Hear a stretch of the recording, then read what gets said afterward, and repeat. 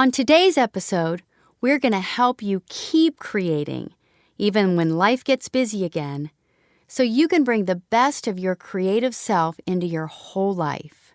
Have you ever felt deep within that there's something more you're supposed to be doing, but you're not sure what?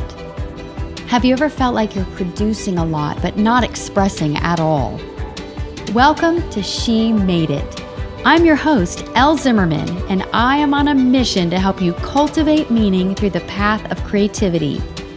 Join me to eavesdrop on conversations with brave women who broke through their resistances into a life of authenticity. Because I believe if she made it, you can too. Hello, and welcome to this episode of She Made It. This is the COVID-19 Closet series, but I'm so excited because today I am joined in our virtual Zoom call here, closet to closet, with Clara, my lovely co-host. Hi, Clara. Yes, hi, Elle. It's so good to talk to you. Yes, you too. And I'm so glad we figured out how to do this. It's funny because we've always had guests and they're calling in remotely, but for some reason when it was you and I having to figure out how to do this virtually, it was like it's like we hit a wall. Like, how do we do this? Exactly. It's also been a while since we did it, so I'll chalk it up to that. Yeah. But it's been a very interesting couple months, and I'm really, really eager to let our listeners get a glimpse into sort of some of the things that you've been exploring and what you've been experiencing during this social distancing time, and share a little bit of our takeaways that we've learned, and hopefully some good information and good tips for our listeners. Yeah, absolutely. I'm excited about this one too. Yeah, so today we're going to talk about dabbling. And we're going to talk about dabbling specifically in light of COVID-19. And what I mean by in light of COVID-19 is what I'm really hearing, what I'm really discovering, and how I'm guiding a lot of my clients is through this time, this newfound space, this newfound shift of focus and priority, which has opened up a world of creativity, and not just creativity, but the dream to be creative and the desire to tap into that sort of born into ourselves nature, that the beings that we are as natural creatives. It's sort of exploding during this time that we're in right now. Yeah, I guess, Clara, are you experiencing that? Yeah, I am. And it's interesting because I feel like in past episodes and content that we've created together before, we've done a lot of work to encourage people to start dabbling and try new things. And a lot of people have really been doing that recently. I don't know that we need to convince anybody now, oh, maybe you should try something new. But I have actually been doing that, trying new things since I've been home more. And the main thing that I have been tapping into is watercolor painting, which has been really fun for me, and also a stretch because I was a straight A student all through school except for math and art. I always got horrible grades in both of those. And I always thought it's because I can't do either of those. But wait a minute. How can you get a bad grade in art? I would always get, if it was an art history class with like a drawing portion, I would get really good grades in the art history portion, but then on the art itself, they would grade my work really badly. They would criticize it. And so I just always had this script in my head, I guess, that I should steer clear of drawing or painting. That's interesting. Yeah, and I want to hear more about your exploration in watercolor. But what's been fascinating to me is when you talk about painting, you talk about watercoloring, the just going to the store and seeing sort of paying attention to what things are sold out. Like all the flour at the grocery stores sold out because people are baking. I even tried to buy my mom a bread maker for Mother's Day. I could not find a bread maker, which isn't even really baking, but the kind of return to our roots, return to those things that take time, and they're a little bit more special. And so I couldn't find a bread maker. I could not find yeast anywhere. I went we store haven't to been store able to store. either. I know. And then even when you talk about painting, the craft stores, I think in our area in Ohio, one of them was one of the first to open because they were considered essential due to the ability to make masks. And I remember the very first days that they opened, which was really like last week. The line was out the door. They would only have so many people in the store, but this. Like I've experienced that at the grocery stores, but at the craft store, and even the number of people that I'm seeing post on social media that are doing live concerts, that are, sharing their painting. It's been so beautiful to watch this eruption of creative energy. So tell me how you ended up into the watercolor. Like what drew you to that specifically in the form of painting? So I think it was really just who I was following on Instagram. There were a number of people I followed on Instagram. Some did floral watercolor art. Some did sort of cartoonish watercolor art with really deep or meaningful stories that they integrated with it. So I think after probably 3 years of seeing that, it dawned on me one day that maybe I could try that. And I think what it really took was my mother-in-law got me a gift card to a craft store for Christmas. And I was like, okay, so I guess it's time to just try it and buy a set of watercolor paper and paint. And it took me forever because I had no idea what I actually needed. So I had to research it all a lot. So I think that was really in January. And I did my first few watercolor paintings here and there in January, which were pretty abysmal. And then it wasn't until the stay-at-home order that I started doing it more and really getting into it and practicing more and doing it multiple times a week. So that's how it all began. It took a long time. Mm-hmm. And one of the things that you and I have talked about, and I talk with women all the time about, is so we have this dream and this desire. And like you said, you're drawn to the watercolor art. You're following it naturally anyway. So that's a little sign that it speaks to you, that there's something in it for you, perhaps different than just the observer. And so then having the nudge to step into the commitment to yourself to then take it to the next step. But what I always have experienced, and I've heard other women experience this, and I wonder how you have experienced it. You said that your very, very first painting was quite abysmal. How do you get past, or how did you get past the stage of you see these incredible artists on Instagram, and then you see what you have in front of you? How do you keep going? Yeah. So I started by following along with videos on YouTube. So it was even a little bit more painful than just painting something I wasn't happy with, because I saw what this master watercolor artist could paint in 5 minutes. And then I could see what took me probably 30 minutes to paint, which was way worse. And I think I just had to, like we've talked about before, just detaching from it. And I spent almost no time looking at it. I basically just painted it. I said, okay, I did it. That was my first time, and I'm not going to scrutinize it or think about how that flower could have been different or what was wrong with the colors. I think at the beginning it was just sitting down and doing it and then putting it away as soon as it dried. Not even thinking about it. Yeah, I remember, and I've shared this story before, that I've always in my life had this dream, this desire to be a visual artist. And I say visual artist meaning I don't know what exactly what it was. It was just something that I was going to create with my hands. out of nothing versus my most recent history of performing art, which is very different. So when I opened up my first set of paints, just the act of opening them up and giving myself the permission to sit there with the set of paints and that canvas was so overwhelmingly emotional that itself was transformational for me, because first of all, I realized how much I had been pushing that dream to the back, and then the power of the permission that I gave myself.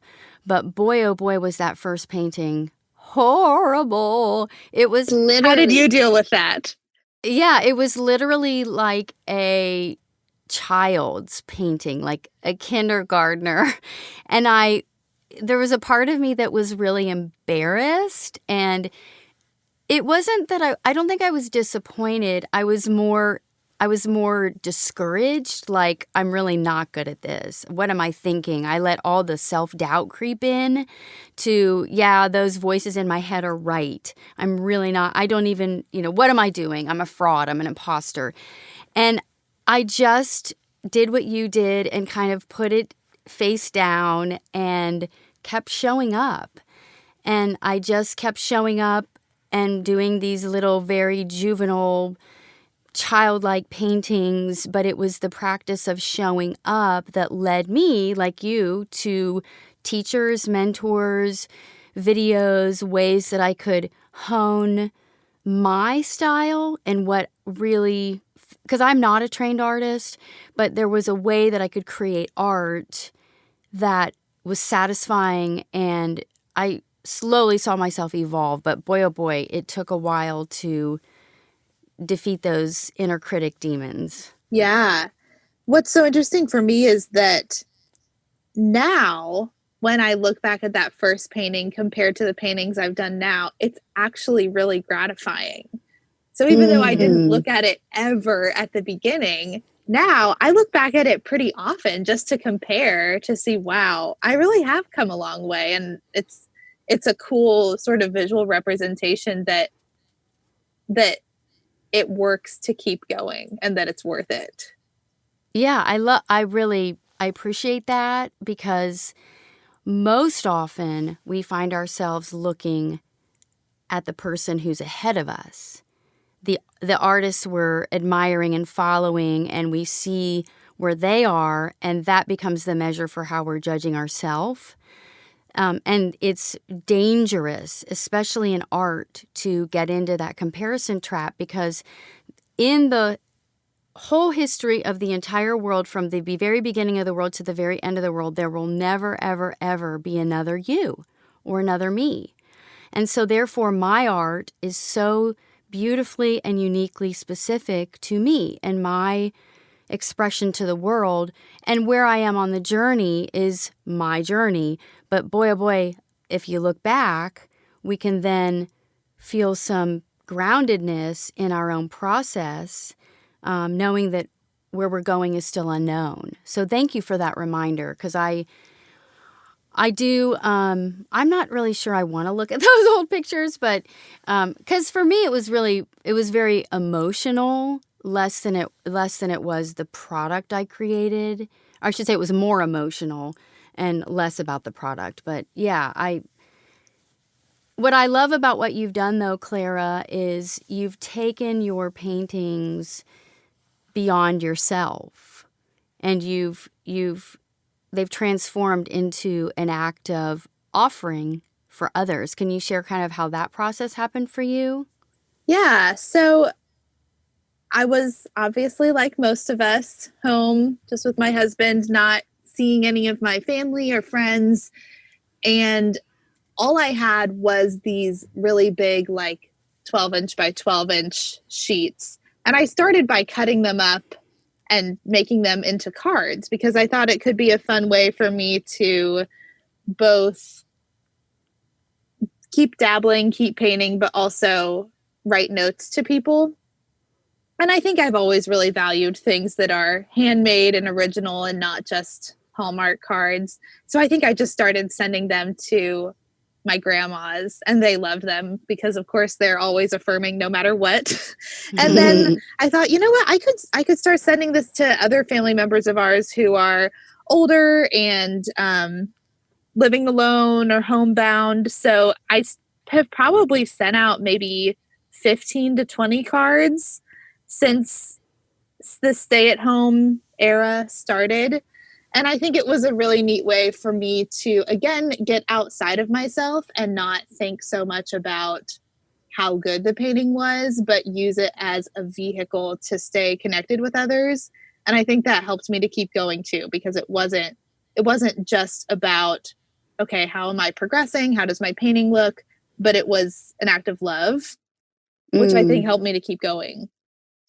Yeah, and that just, again, really beautiful way to connect the art, and one for you and for others. It is interesting because when you are starting anything new, regardless of what it is, whether it's baking or even when I was making masks, I had to take apart a couple at the beginning and redo them. You have to be consistent, you have to show up, and you have to do it regularly. So when you're painting or when you're creating, sometimes you get stacks of your first drafts on the side. So I love how you sort of like let it to the world. You let it out to the world and didn't wrestle with, what do I do with these? Because I know for myself, I have paintings that are, I do mixed media, and they're very time consuming. There's layer upon layer upon layer. And I do have them sort of stacked around my room. I have not yet really figured out, how are these serving the world? What is the next phase of this art? So thank you for that perspective, because I think either is right, either is good. If you're baking, you're sharing it with the people who are eating it. If you're writing, you're tucking it away in a journal or deleting it if it's not ready or you're not comfortable. But when you're creating something, it is a little different. So ways to sort of offer it up to others, I think, is also affirming and just a really beautiful way to keep the process for yourself going. Yeah, and I do totally believe that creativity for the sake of personal creativity that you never share is still so worthwhile. But I think for me, it was a motivator to do it for other people. And I'm not sure that I would have kept painting if I was just doing it for myself in the beginning. Mm-hmm. Yeah, I know another question that I get often, and I have my own way of sort of handling and kind of navigating this, but it's about prioritizing creativity. There's so many other things in our life that can keep us busy. And even in a time where there is more space, you can busy yourself with task lists, cleaning, with other people's needs. What was your trick for making this a priority? What would be your tip for how you kept going with this? That is something that's really hard for me because I'm totally a clean freak, and my first inclination when I have free time is to just start cleaning. And I think I do that all the time, whether that's if I want to read or want to do yoga or want to paint or take a walk or do something that is more soul nurturing. I had and still do sometimes have this mindset that I have to clean first. Everything has to be clean before I can start something else. But once I really thought about that and thought, am I really prioritizing my apartment or my house over myself? That's when I realized, you know what? I think that maybe I should do yoga first, or write first, or paint first, or take a walk first, and then clean. So I think for me, it's just trying to flip the order, even though it's really hard. That reminds me of the episode that I did about the setup stall. How Yes. we put all these sort of, they're important but not urgent things in front of our creativity, in front of getting started. So what you just said is a great tip, that flipping it to putting those things first, putting the things that nurture you and really prepare you for the rest of the day at the beginning.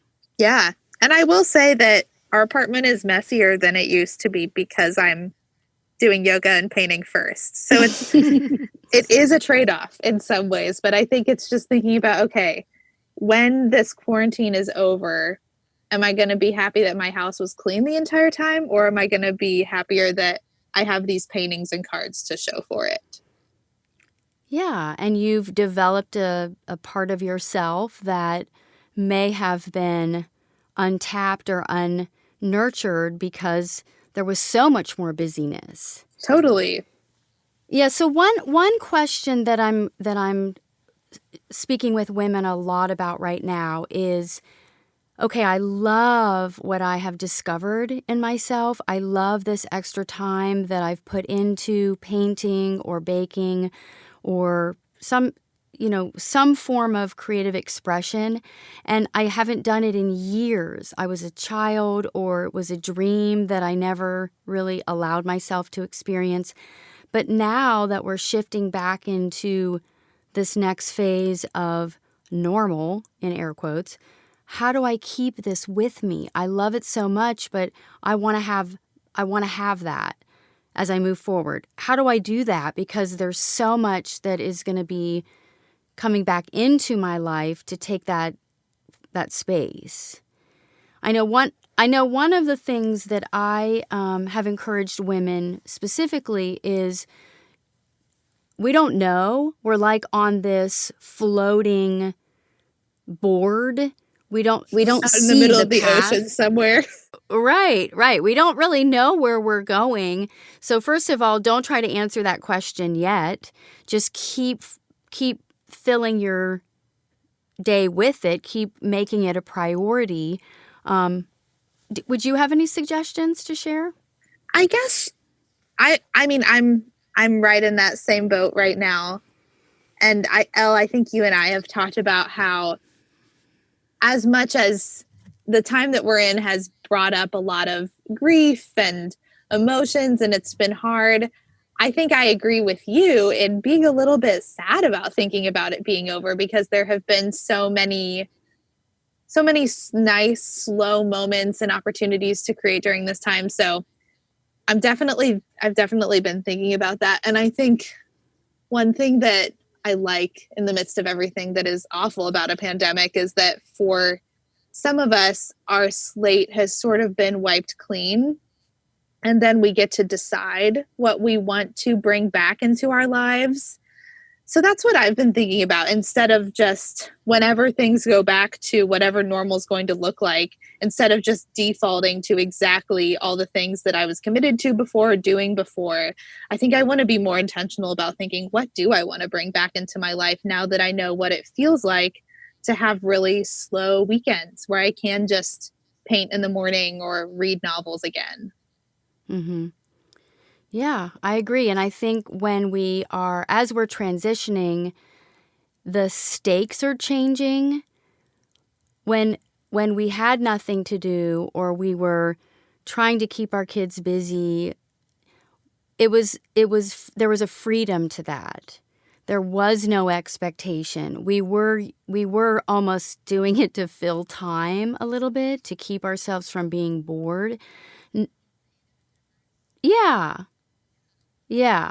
And I think when life comes back at us at a little bit faster pace, then the stakes are higher, the choices are higher. We start to decide, well, why am I doing this? How important is this? It's like my son and I have taken on this challenge to bake pies. Now, I've never baked. I have no clue. We haven't done it yet. I think we're going to do it this weekend because he had his last college exam yesterday, so he's officially finished with his first year of college. Yay! Yeah, big. And so we're probably going to bake pies this weekend. But what's interesting about the pie baking endeavor is that I don't really care if we fail. I'm very detached from the results of that. It is really more for exploration. But what if it's something that I love, like my painting, where I've had more time, but I care so much about that, and it is part of a dream and who I am, and so it's the ability to transfer that same joy, delight, surrender, indulging in something that might feel frivolous in a time where it didn't feel frivolous because we were searching for things to do. It's like, how do we transfer the stakes into this new time too? Yeah. For me, when I think about that, painting is probably more in the category of pie baking. Like, painting is my pie baking, if we're to like switch metaphors. I really like it, but because it's not ever something I have identified myself with, I think I'm able to detach from the results a lot easier and to see it as sort of low stakes and just see it as fun. But for me, writing is the thing that seems really high stakes, because that is the thing that I love and that I know that I have a gift in. But that's the thing that's really hard for me to dabble in and really hard for me to take less seriously. And so I haven't really been writing that much in this time, even though if I were to like plan out what should I do, I might say I should write more. But I think that's been the thing that's hard for me to dabble in, because it seems too important to just dabble in. But then what ends up happening is that I don't do it. Interesting. Yeah, so I encourage our listeners to think about, okay, where are the stakes high? And it's probably because you have a deeper desire or dream or connection, or maybe that's where you feel your gifts and talents are. I encourage you to identify that versus, what do I just love to do? What am I enjoying? What feels fun? What's more like a hobby? But then transfer the hobby energy, that surrender, detachment from results, into the dream, into that creative calling, if you have one. Some people just really want to live a more creative life. So just determining where are the stakes in the equation.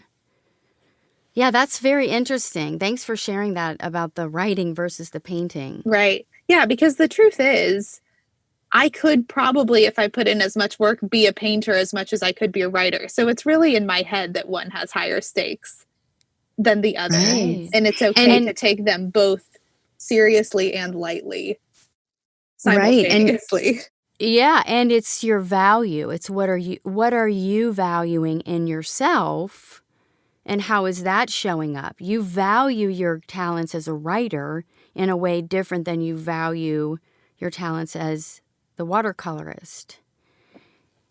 And sometimes if we're struggling with self-value, self-doubt, that's where the things that we value the most are not getting our attention. Yeah, I love this. I guess what I'd love to do is kind of take sort of our experiences and our conversation, and maybe share sort of how it transfers to our listeners, and how can they apply some of the things that we've talked about. Yeah, I think the first thing that comes up so much when you're trying to apply something new is that comparison trap or originality trap, where you either think, well, I can't do this because it's already been done, and what's the point of me doing it? Which you talked about, it's because there's never been another you and never will be another you. But also that we compare ourselves to someone else's end game.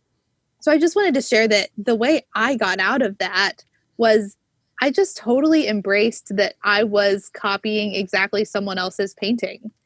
And it wasn't plagiarism or anything, because she has an online painting course. So I think I just really had to let go of being totally original and the comparison thing, and just say, you know what, right now I am just a student, and that's okay for where I am at in this process.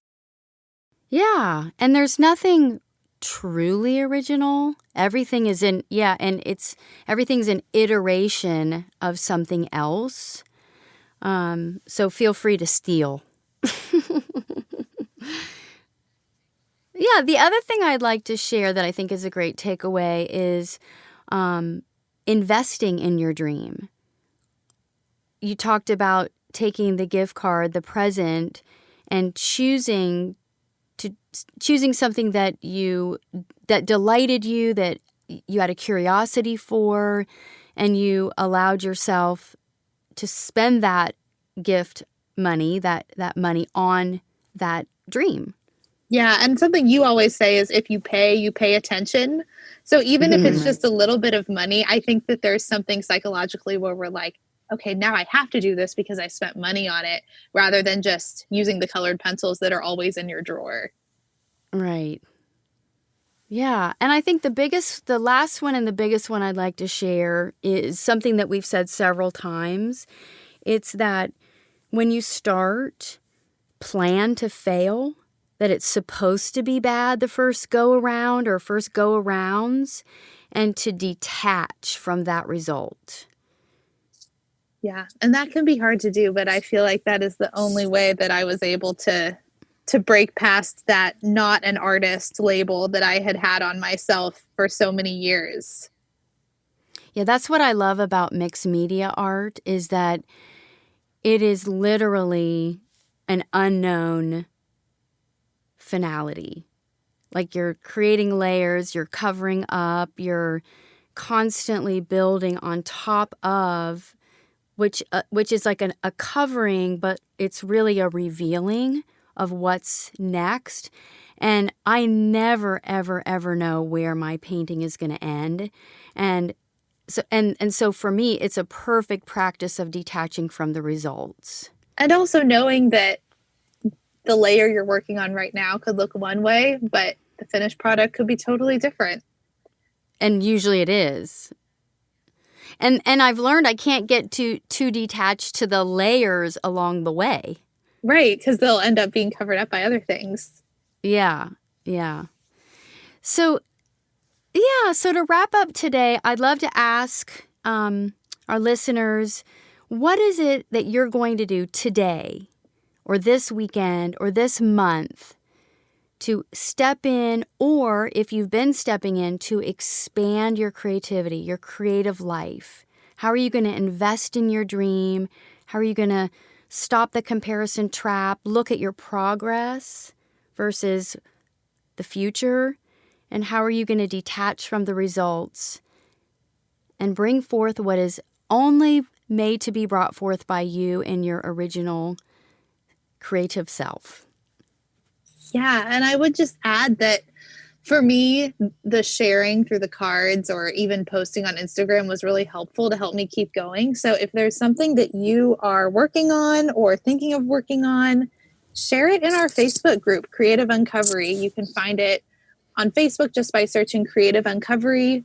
We will accept your request to be part of it. And it can just be a great way to keep going when you have people affirming what you're doing and you have a place to share your progress. Yeah, thanks for that reminder. And also, we just wanted to let you know we're going to have 2 Zoom virtual live She Made It podcast events coming up in the next month. And as always, we would love a review. If you're enjoying this podcast and you feel that it's valuable, reviews are the number one way we get discovered. And so you can give us a review and we would be most humbly grateful. Yeah, thanks for this conversation, Elle. It was fun to join you closet to closet. Thank you, Clara. Have a great day. You too. Bye-bye. Bye. I'm so grateful you joined us for today's episode. I bet you're here because you know there's something more for your life. Whether you're moving into something creative or letting go in order to take that next creative step, I have something for you. My free guide to graceful transitions. You can find it at lzimmerman.com/transitions. And remember, if she made it, you can too.